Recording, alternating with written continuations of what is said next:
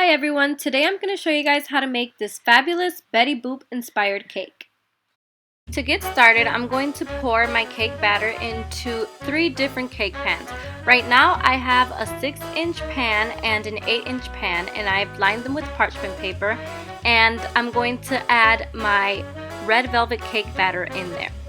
And then I have a separate pan, which is an 11-inch pan, and that's going to be a different batter. It's going to be a marble cake batter. So I'm just going to pour my batter into the pans. Then I'm going to bake these at 350 degrees, and since each cake pan is a different size, the baking time is going to vary. Then I'm going to level my cakes and slice them in half so that I have 2 separate layers for each cake. I've placed my cake on a cake board that fits exactly to the size of the cake, and then I've just layered my cake. So I've added cake layer, then buttercream, a cake layer, then buttercream. So I'm adding the buttercream now, and then I'm going to add the final layer of cake on top. Then I'm going to cover the sides and top of my cake completely in buttercream, and I'm going to repeat this with all my cakes.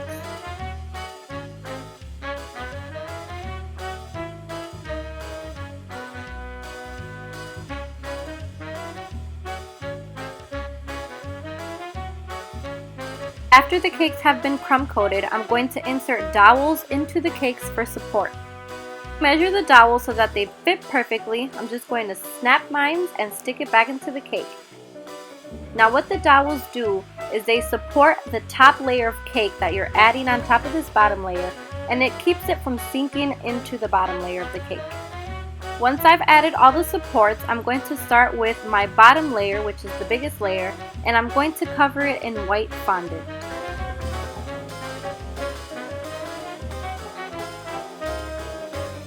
Then I'm going to use a fondant smoother to smooth the top and sides of the cake. Once the fondant is completely smooth onto the cake, I'm going to grab my pizza cutter and cut off the excess fondant around the bottom of the cake.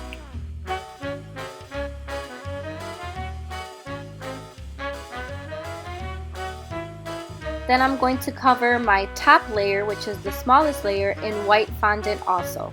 And I'm just going to repeat the same process I did with the other layer.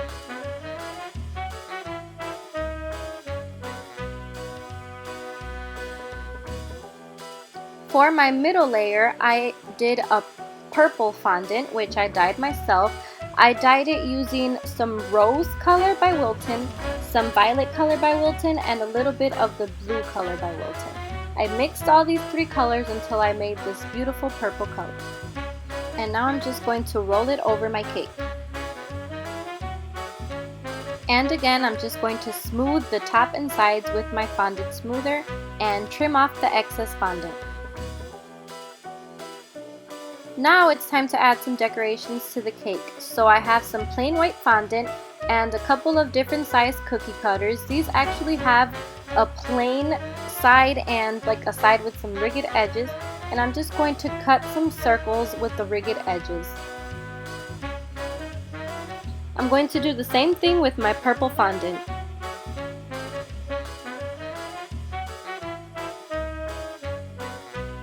And with some of my white circle cutouts, I'm going to paint them black. So what I have here is some black food color mixed with a little bit of clear alcohol, and I'm just going to paint these and let these dry.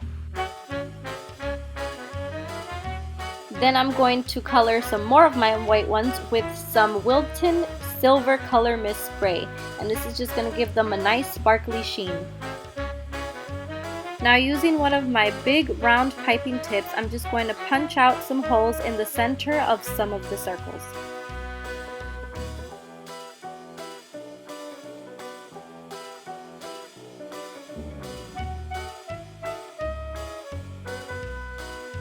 Starting with my bottom layer of cake, I'm going to add these little circles throughout the cake.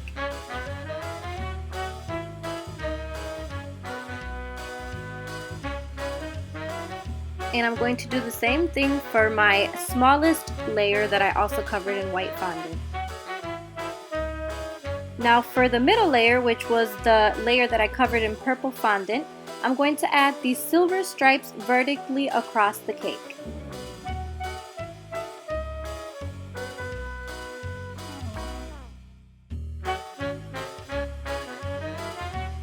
I'm just stacking the smaller cake layer onto the middle cake layer.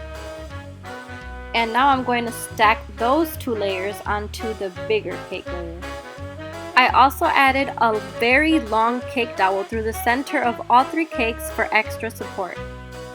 And I'm going to add a white pearl border around each layer of the cakes.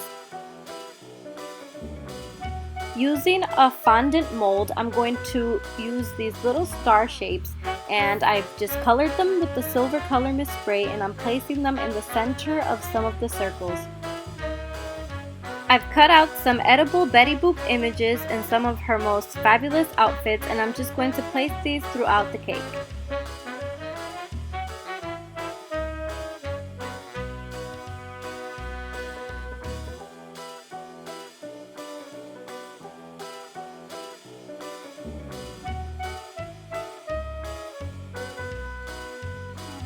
After adding all of Betty Boop's fabulous looks throughout the cake, I added a nice label in the center of the cake. But to me the cake seemed like it was missing something. So I added these artificial flowers in the back of the cake, and it just took the cake up about 10 notches. Thank you guys for watching my tutorial on how to make this fabulous Betty Boop inspired cake. If you guys are not already subscribed, please hit that subscribe button so you can be alerted when I post new videos weekly. Thank you guys for watching. Boop, boop.